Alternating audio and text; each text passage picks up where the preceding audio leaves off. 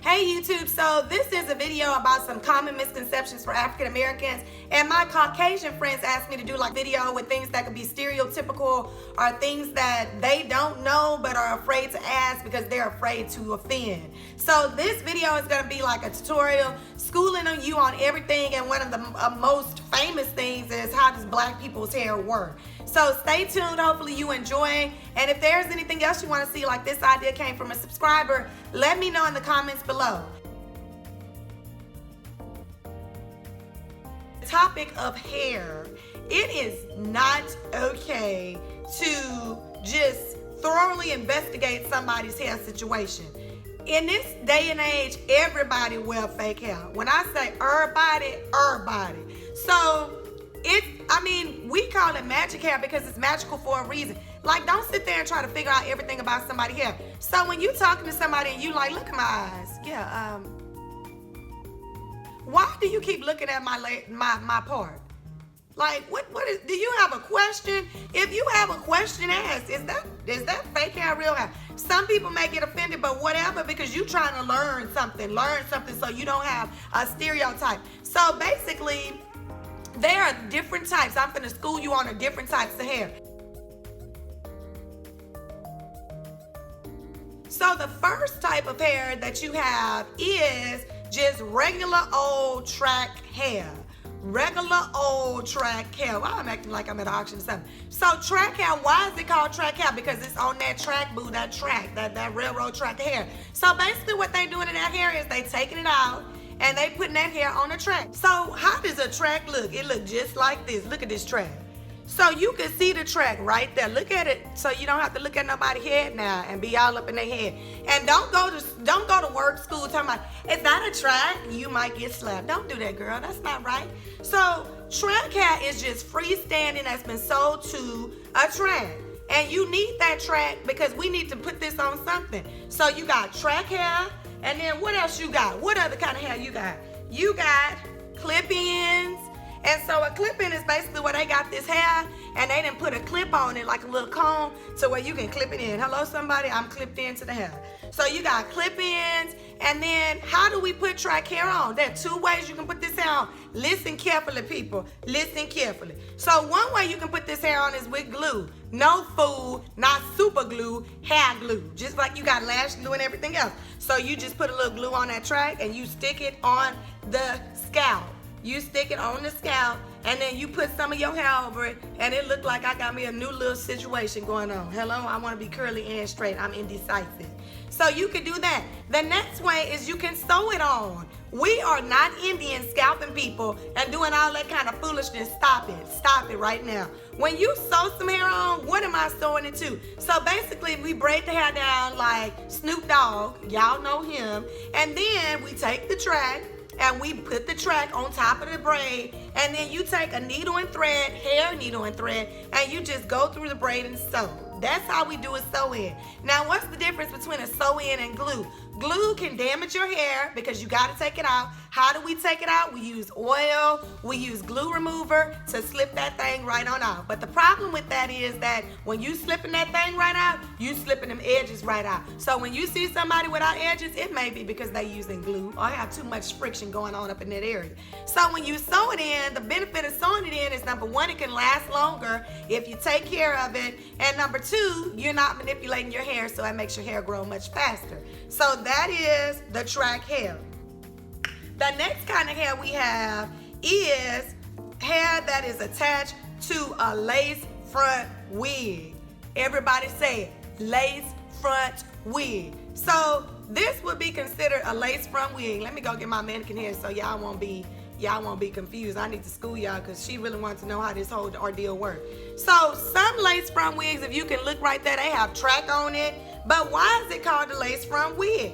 It is called that because the front of the wig is lace. Who thought it would be so easy? It's so easy to understand it. So if you look here, you'll see the lace. And when you look here, you can't see the lace, but you can see that it's parting areas. So why do people like using this? People like using this to make an appearance that they have a part instead of having a full wig with no part and looking like Johnny Sue sitting on top of your head. So I'm gonna put this on a mannequin and show you how they look together. Just sit right there. Hold on one second. I'll be right back. So this is how a lace front wig would look. You can't really even see that Jennifer she got on a wig, but if you look closer at Jennifer's hair, you can see, hold on, let me get you together. You can see the lace right here. You can see it. And then Jennifer have the option of parting her hair whatever the lace is. Oh my gosh, Jennifer, I can't believe you have a middle part today, but yesterday you have a side part. How do you do that? You need to learn. So that's the middle part. If she want to do a flip, so that's a lace front wig. How do you put the wig on your head? Put it on your head. You take the wig and you put it on your head. How does it stay on? That's when, because like, I didn't get it. Like, what makes it stay? Do you use super glue? Please stop. So if you look at the back of the wig has adjustable straps, and then it fits and forms to your head. So this is the lace front. Everybody say it with me, lace front. Now, a lot of people are into bundles. What is a bundle?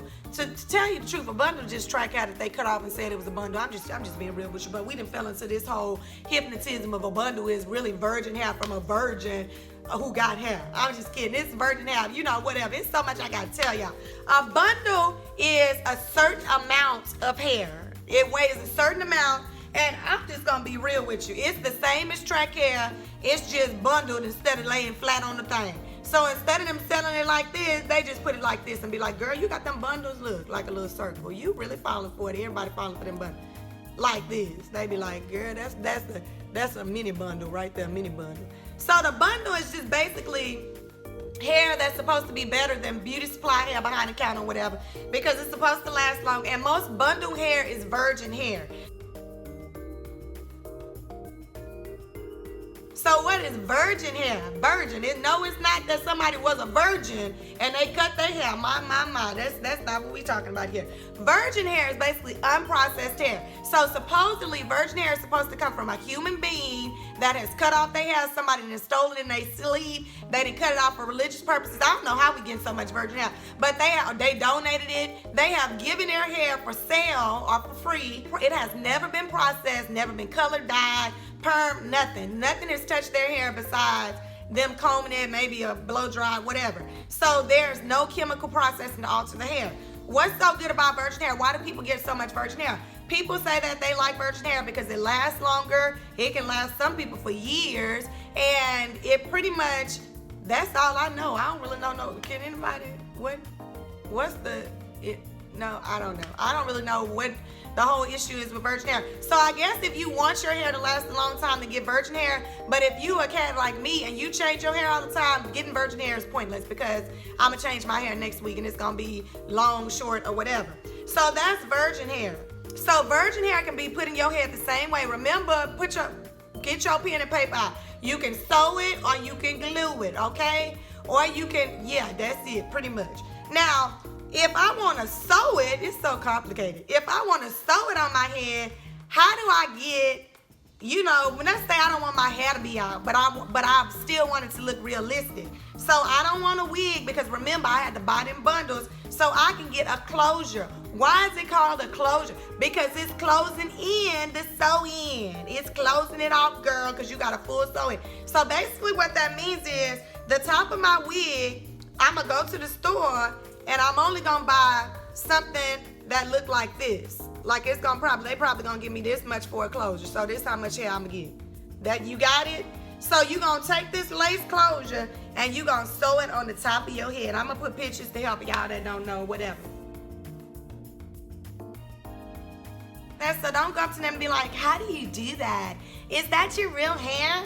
You know, if somebody hair was short last week and it's long this week, you know that's not their hair, so stop asking them.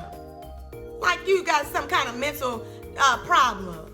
You know, if somebody hair was blue last weekend, more than likely can't be rainbow bright this week, and they keep doing that and they got a head full of hair. So that is how we interchangeably can change the style of our hair. So hopefully you learn something about, is it real, is it fake? You not gonna know if it's real or fake, boo, if they did it right.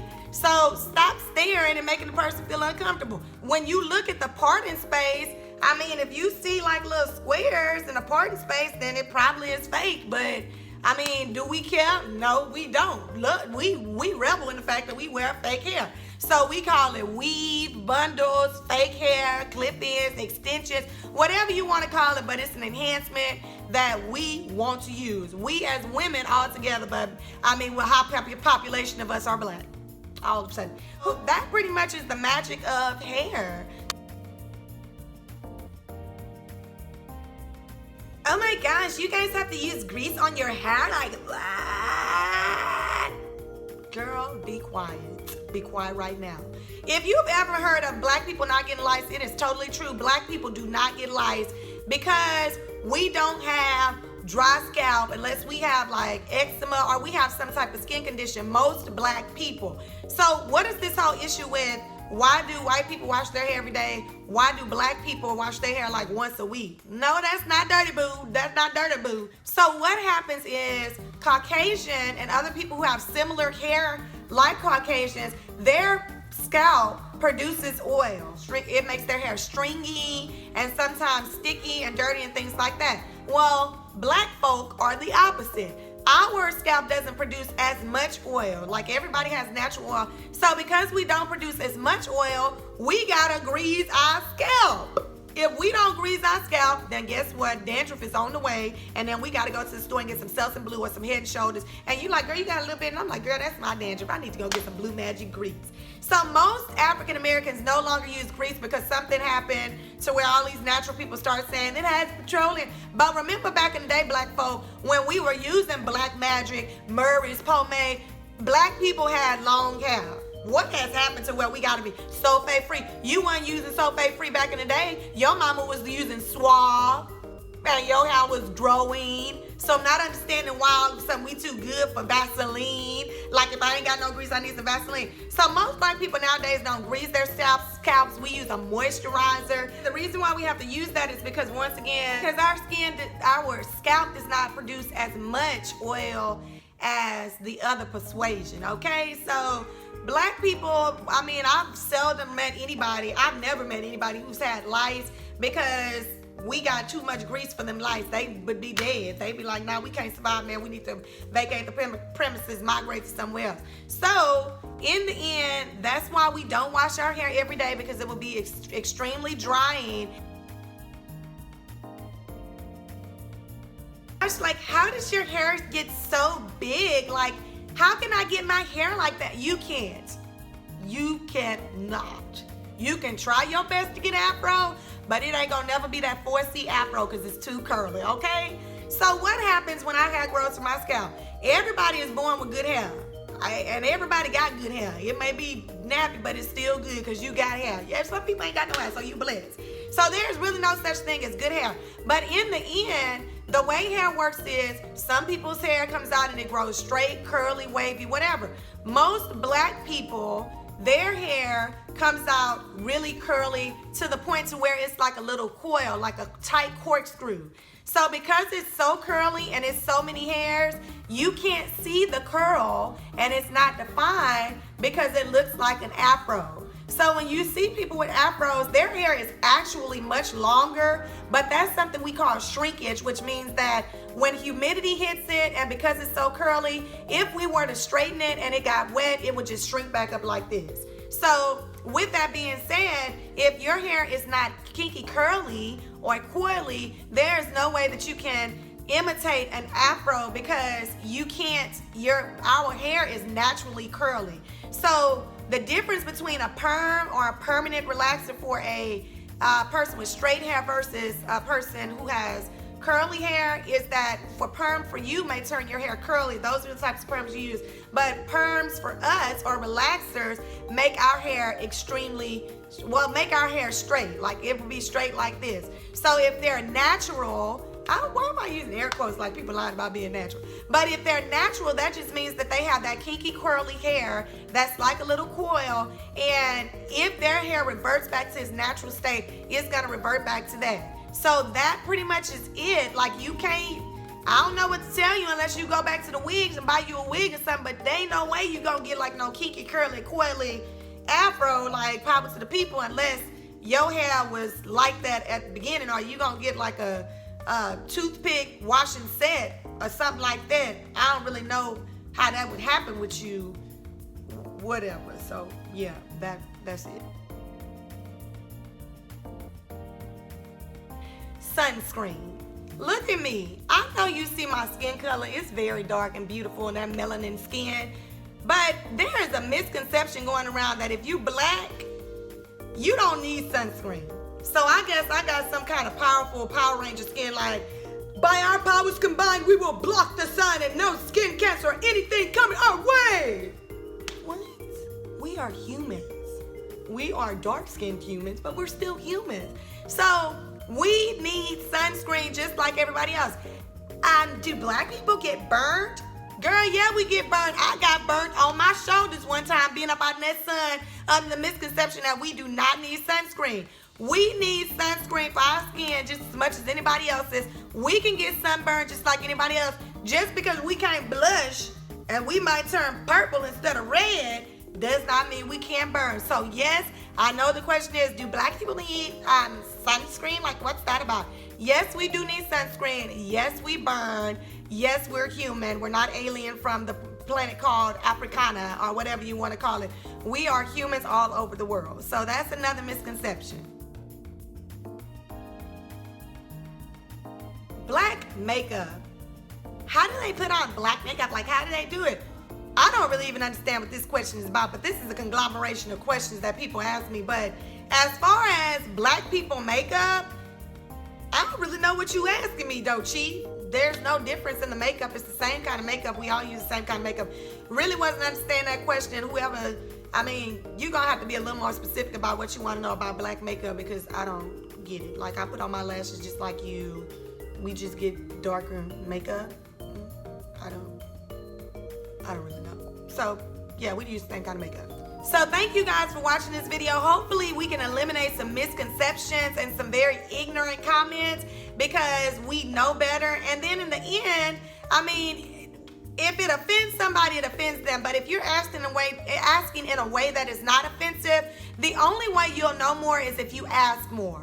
And maybe you should preface your conversations with, I don't mean to be offensive. I am truly ignorant on this idea, but do you mind telling me how this works? So there's a difference between that and, oh my gosh, how does your hair do that? And then you're petting somebody's head like we a pet or something like that. But the only way we can get better as a country is to understand each other better. And the only way to understand someone is to ask questions. So you hyperly sensitive people, everybody's not racist. People actually want to understand how things work. Yes, things are offensive because people don't know, but if we put the word out there and we like talk about our cultural differences, then in the end, yes, it might be funny. Yes, sometimes it might be offensive, but everybody can be held accountable after they know something. But if you're ignorant, you can't be held accountable for anything because you don't know it. How you gonna tell a baby, you know, don't say the B word, but you've been using it every day and nobody's reprimanded you, and you expect for that baby not to use the B word, and they start calling you the B word and you want to slap them in their face? Like, that don't make no sense. Don't be telling people do as I say, not as I do. Boo, no, boo, I just schooled you again. Hello, somebody. So thanks for tuning in for Hawkins Corner, and I'll see you guys later on the next episode of Hawkins Corner. Thanks for watching.